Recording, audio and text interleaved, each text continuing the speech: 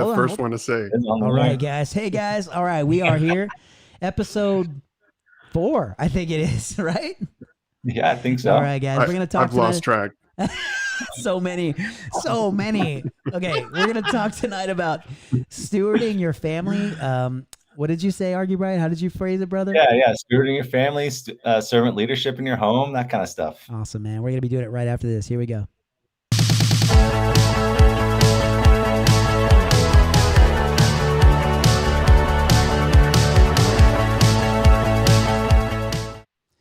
All right, fellas. I am so pumped to be here with you guys. And I have to say, Shawn, it is so good having you here with us. You have had quite the adventure over the last couple of weeks. Before we dive in, we you want to mentioned give it us last time. That's right. Yeah. You want to give us like maybe a 2-minute overview of kind of what your last journey has been like over the last few weeks? Yeah, I'm glad to be back. We, the wife and I adopted a 16-year-old girl in Colombia. Her name is Luna. We had to spend about 3.5 weeks in the country to basically administer the adoption, to get the courts to sign off on it and get her visa, her passport. And let me tell you, coming back into the States was not enjoyable. Had to do a COVID test. Not the one you're thinking of, but one that's pretty invasive. They kind of basically shove a cotton swab up to your brain and through your nose, and it's it's like I thought you were talking about the other one. No, not a China, not a China. That's good. Okay. Yeah, but thankfully all three of us tested negative, and so we got back here safely, and we're grateful to be home, and she's in school. She's doing great. Awesome. And she's learning English. It's amazing just how quick she's picking things up and understanding. So God's been very gracious in this whole process and just sort of the transition back here. So, but continued prayers are appreciated. You got it, man. Yeah. And we will. That's so good. We will be praying, awesome, man, with you. And I gotta say, before we hop into the content, it's been such a huge blessing to. I would speak on behalf of all of us, right, boys, that it's been such a huge inspiration watching you and your lovely bride go through this process. And your other two more daughters that you have also. And so, man, what a huge blessing. Praise God for what you guys are doing, man. What an incredible ministry that is, and huge inspiration to all of the other brothers here in this group, man. So awesome. Thank you. Yeah, of course. All right, cool. Yeah, so we're one cosmonaut shy of a full cockpit. We got Matt. He is Matt is cosmonaut. I know. I'm like, what is it? What kind of language is it? Have you seen Armageddon? Like, have you seen that? Yeah, we picked up all the cosmonauts. Scariest environment imaginable. Scariest environment. Scares my. I hate being right. That's right. So scariest environment. So we are. Matt is not with us tonight. He's actually he's handling business in the casa because he's got some stuff going on at home. So good stuff. And let's dive into this. So we're gonna be talking tonight about stewarding your families, right? Loving your families well, not being a king, but being a steward, being a servant in your home, leading your families well, as a servant. And while we could, as dads and husbands, kind of, I would say maybe, impose maybe more than our role maybe requires of us as dads and as leaders, and, just kind of being this authoritarian person, which kind of, I think a lot of us may have had some of that growing up, maybe not. But I definitely know that I struggle with, trying to consistently be that servant leader in my home, full transparency. So that's kind of what we're talking tonight. And I'll just share real quick. My mother-in-law passed away last week, and it's been tough in our home, and serving my wife well in this process as she's kind of grieving. And she's a champ. She's amazing. And, she's awesome, and she's going through it though, and for me, serving her as best I can this time, what does that look like? And I'll share a little bit from me as we move along, but I wanted to open up the floor. What does that look like, guys? What does serving your family well look like? That's tough, man. It is one of those things because a lot of us know what it's not, and we know when we're not doing it. right? We know when we're not serving our families well. We know when we fail and we miss the mark. So yeah, the question in the dialogue is, well, what does that look like when we do steward our families, right? And so for me, I'll just kind of like pop in here with where this mindset is kind of rolling around is I spent this last weekend with a bunch of pastors, and we're just talking about this, and this was a topic that came up, the idea of stewarding our families, and in Ephesians 5 talking about presenting your bride, and so just that intentionality that needs to go into it. And so I'm hoping for myself to glean stuff from you guys as well as we continue to talk about this evening, and then continue.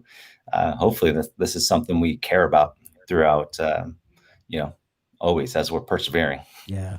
Yeah, I think that word intentionality is perfect, because in our natural state, it's so easy to miss the mark by far. When it comes to the actual meaning of what it means to love your wife, as we're directed to as Christians. We look to the example Jesus gave, and we're told that, the Bible tells us that we are to love our bride the way that Christ loved the church.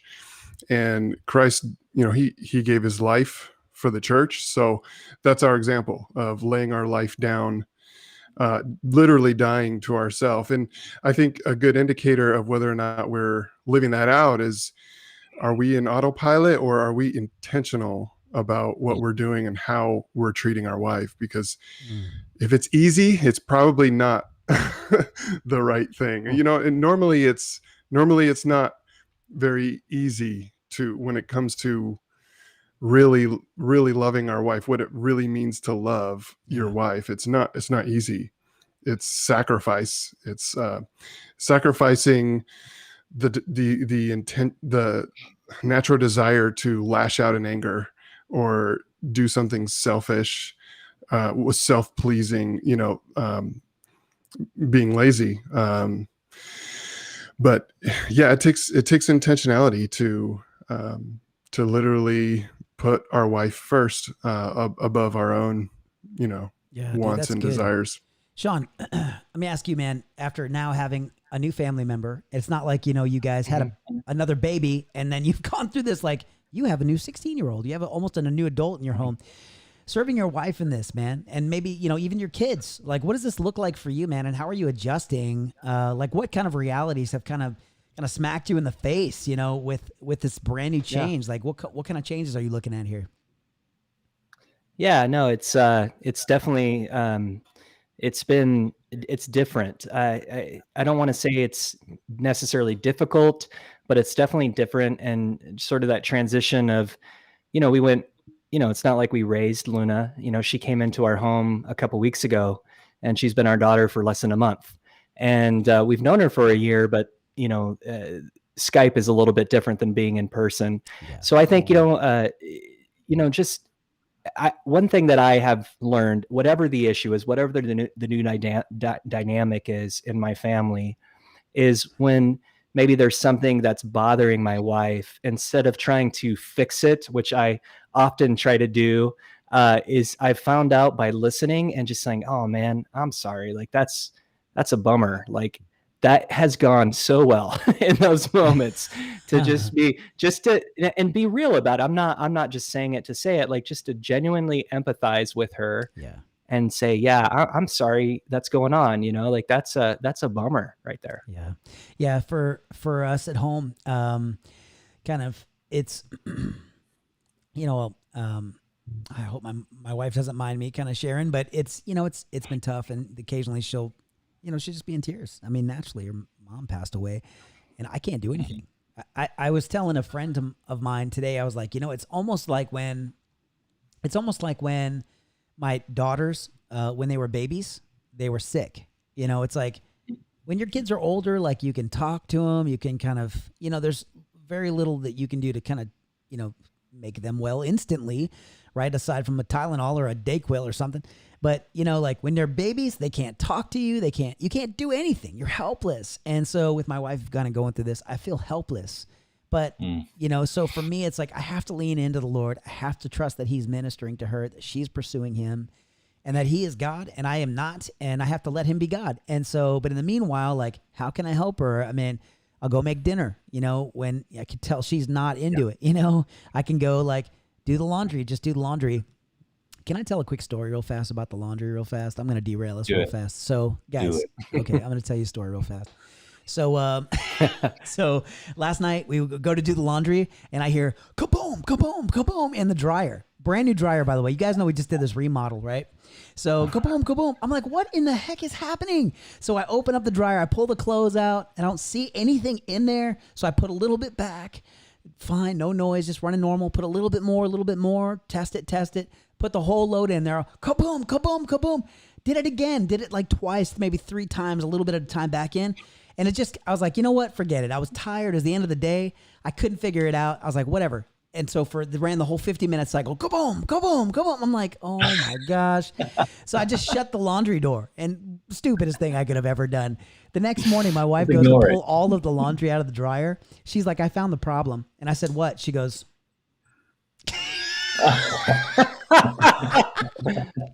my pocket knife came out of my pants. It was open, and I looked inside my dryer drum. It looked like Beirut in there. It was like dented all over the place, like hundreds of dents. My blades, like boom, boom, boom. It was open. No, it was open and locked open like this. And my wife, I was like, oh, thank God it didn't drop on her foot or something like that. I was like, oh my gosh, they're calling CPS on me. But I was like, oh my gosh, those are things that you don't want to do when things are a little tense. Well, I was going to say though, Keith, that's a prime example of like how, you know, you want to do something, you're going to help out, we're going to serve, and it didn't go right. Yeah. Like there was a mess up. There's like, oh my gosh, I had my pocket knife, you know, and then it would be really easy to be like, well, then I guess I just won't do the laundry. Yeah. All right. It could be really easy to be like, well, I suck at this, so I'm not going to do it. But that's not that's not being a good steward of the gift that God has given us, which is our family. What? I said it's being a coward. It's like slinking away, you know? Yeah. So like, and I've never thought of stewarding our family. Like I've never thought of it like that. When you read Matthew 25, right, of the steward of the talents, or the parable of the talents, right, where the master gives, you know, some, you know, 5 and 1 and 10, and then they invest it, and the one dude buries it.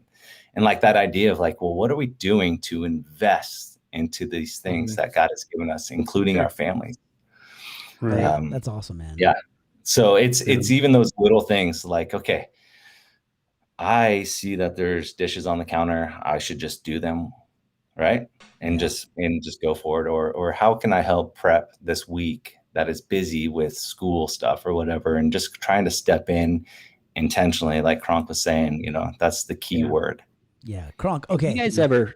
No, go ahead. Go ahead. Sorry. No, go ahead. I was gonna say, do you guys ever find yourself giving your resume of what you've done to your wife? Like, I don't know if I'm the only one that does this, but like, I feel that's a bad idea. I have to. It's a terrible idea. And I'll be like, oh, well, have you noticed I've been doing the dishes, and I've done this and this and this. And don't do it, man. I'm constantly giving her my resume and like what I've accomplished, you know. Yeah. You know how much money I make? You know how much, you know, and I'm it gets silly. And we're being real on here, right? And that's good. But no, I repent of that. That's not, it doesn't ever help. It just boosts my own pride and ego. It makes me feel good in the end, which is, I guess, the whole intention of me doing that in the first place is to talk myself up. But it's you know, this idea of selflessly serving and not expecting in return is the best road to take. Yeah.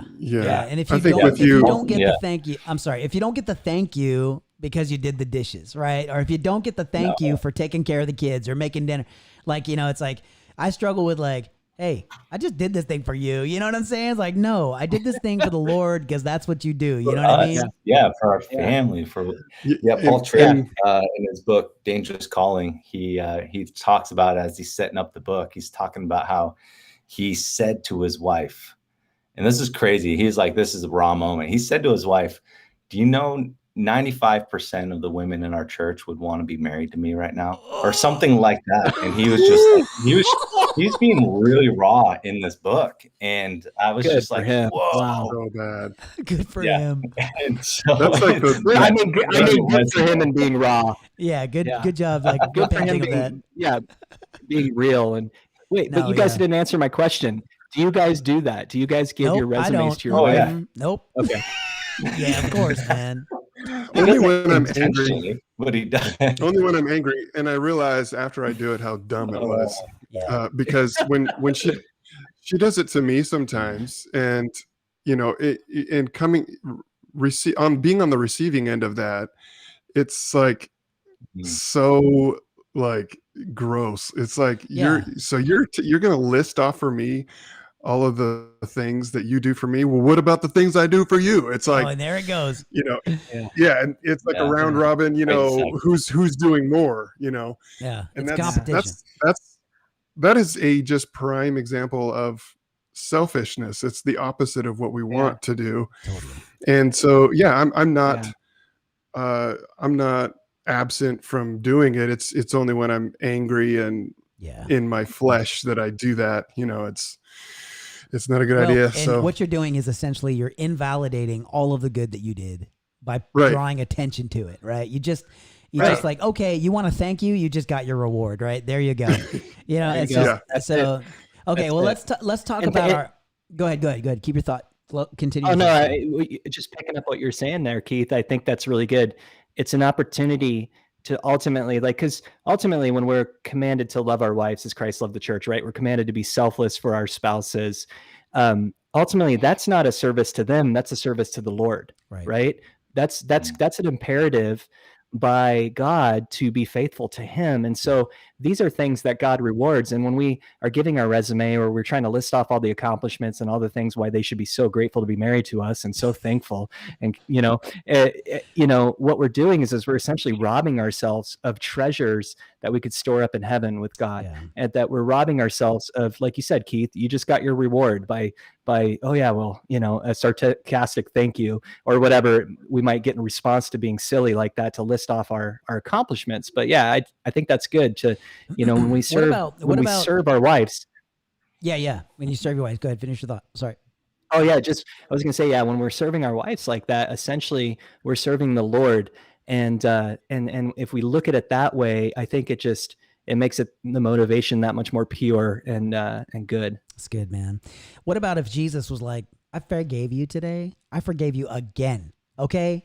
Did you thank me? Like, can you imagine? Constantly.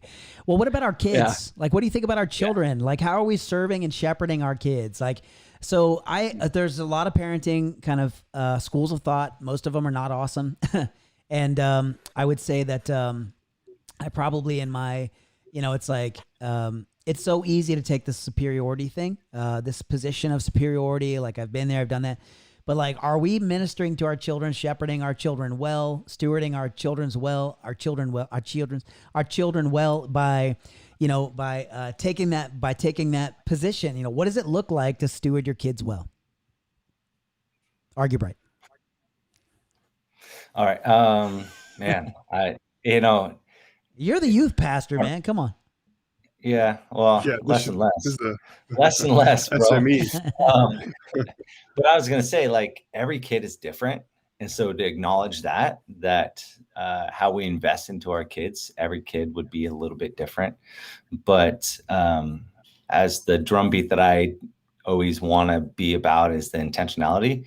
But I think there is this serving them, being good stewards, is investing into their time, their relationship with the Lord, how you're available for conversations, making sure you're giving space. And I think that's where we, as husbands and fathers, especially if we're working outside the home, we can so easily take up our time with something else.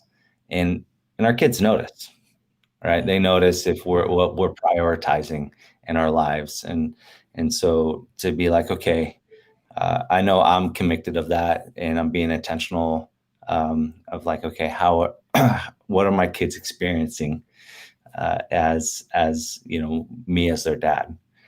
And so it's a constant challenge, but I think there's a few things my wife and I are going to be doing moving forward, we're going to try and do a one-on-one time with our kids as together as a couple. Take just one of them out to eat somewhere or to get ice cream or whatever it is, and just spend that significant time just with that one kid, because they're all different.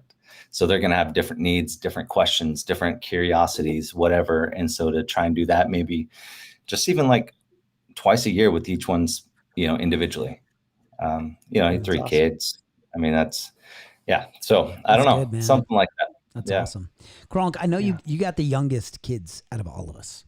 So I think, and I know that like when I had little babies, I was like, they're not going to remember, so I'm not going to speak, put words in your mouth, but for me, my own, parenting, when I had little babies, like I enjoy being with them, but maybe I had the wrong kind of discipling attitude. What is your position? Like with the kids, like knowing that they're yours, they're your inheritance, your legacy. Like, what does that look like for you with your family, with your little ones? And how young are your children, by the way? Oh, well, I was sitting down with my oldest son the other day, and I just, was asking him what he thought about this scripture and that scripture. And, he didn't say much, but vroom, vroom and, Vroom, wah, wah. vroom. So I couldn't really pick his brain that much.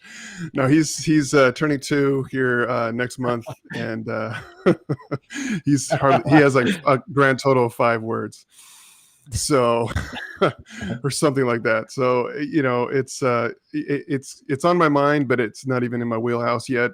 So for me right now, just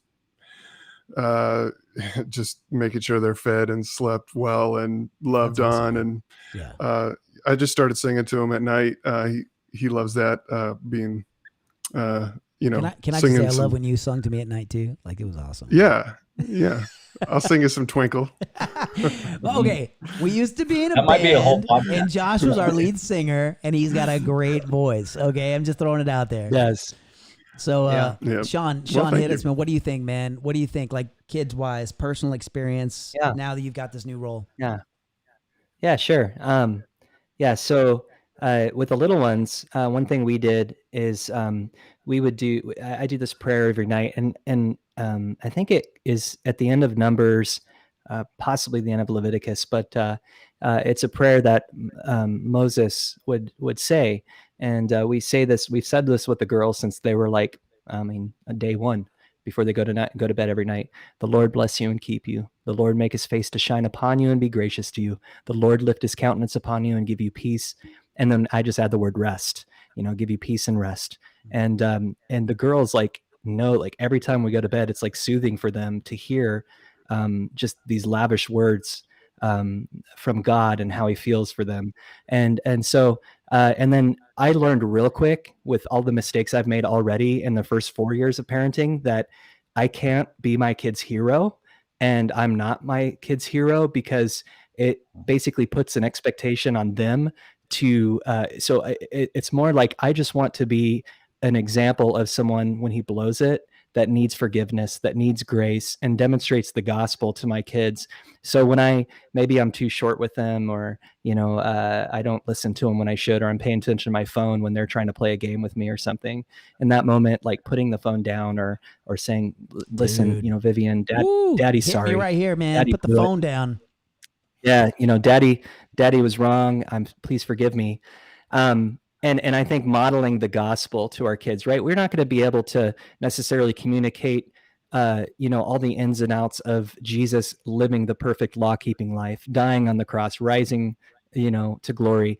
But we can communicate, hey, when you do something wrong, you say you're sorry. And like just this idea of forgiveness already as little girls, I think even started, Josh, I'm sure, with Huxley, that'll start very quickly too, where you just, he's 2 or 3 years old when it gets to that point, and hey, Daddy's sorry, Daddy, unless you don't have a reason to apologize, but I have plenty. So Yeah.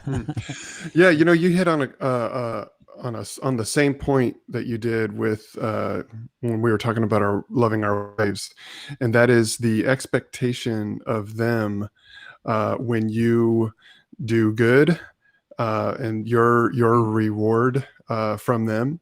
And you kind of touched on the fact that as fathers, as leaders of our family, we cannot, and this is a good point to make, is that we cannot put the expectation of our reward from other people on them. It has to be on the Lord, because ultimately we are loving them as unto the Lord, and we have them as we are stewards of them, that we don't own them, that God owns them, and we love them as unto the Lord, and that is where our reward must be from, and from that outflows our satisfaction to our heart that pours out to our family. So that's a good point to make, to not expect from them what our heart wants from doing right. You know what I mean? Yeah. That's good Dude, stuff. that's huge. So I love that, man. And they're not ours, they're God's. Yeah, I love that, what you said, man. So, so for me, I will tell you that, and then we can just kind of land the plane here, but I wanted to just say, so one of the coolest things is that last year I had it on every Monday. So I have 3 daughters, four of the 5 of us have 3 kids. And so having 3 daughters, I can tell you that I made it a priority to put it on the calendar that I was going to take my girls out one every Monday, so that everybody got 4 dates a year. And so 4 dates a year. And so That gets expensive. well, we do cheap stuff, right? So we just go get a soda at a restaurant, or we'll just go to a park and have a picnic. I mean, we just they just want to be with me. And so, and now I know, like, my middle one, what she loves to do. And so her and I will watch movies together on occasion. Like I have handshakes for all my kids. And so they all handshakes represent our favorite things that we do together. It's really funny. So, but one of the things that I did last year was I had it on the calendar, but we rarely went on dates. Other things got in the way, and I was like, sorry kids, I can't go. Not this year. This year I've made it a priority to take my girls out on dates. And I was praying about how I could, so my girls love when I ask them questions. They love when I ask them things about themselves.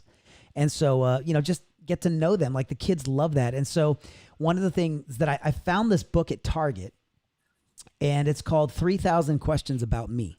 And it is literally 3,000 questions. That's all it is, just questions. And so it's every question you could possibly imagine. Like, if your bill collector called you and you didn't have the money to pay, what would you say? Like, just funny stuff. And my kids, like, I asked my 9-year-old, my 10-year-old, what would you say? And the stuff that she comes up with is so funny.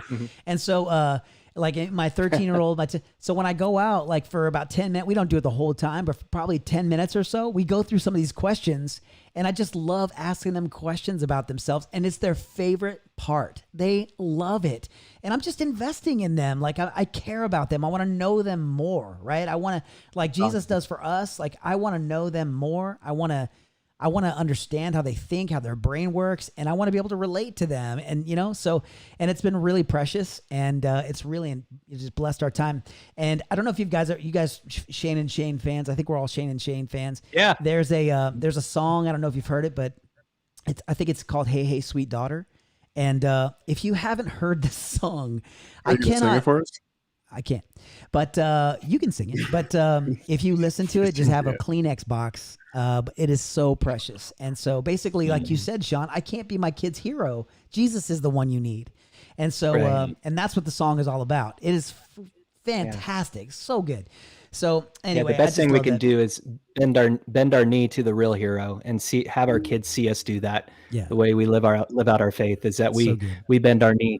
Like Josh Argubright, I think you said in the beginning that, we're not the king, Christ is the king. And it's our job to show our family how to bend our knee to the king. That's it, man. That's awesome. That's right. Well, fellas, I think that's about the time we have. This has been so good for me. I don't know if you guys have got anything out of this. This has been awesome. Yeah. Well, Good times, guys. Yeah, fellas. Yeah. All right, guys. Wonderful. Well, we're going to wrap here. And man, any closing thoughts, guys? It's good. Let's just keep investing and stewarding what we have that the Lord's blessed us with. Amen. True that, guys. I couldn't have said it better. You guys are awesome. All right, fellas, we'll reconvene next time. Till then, Keep persevering, boys and girls. See you later.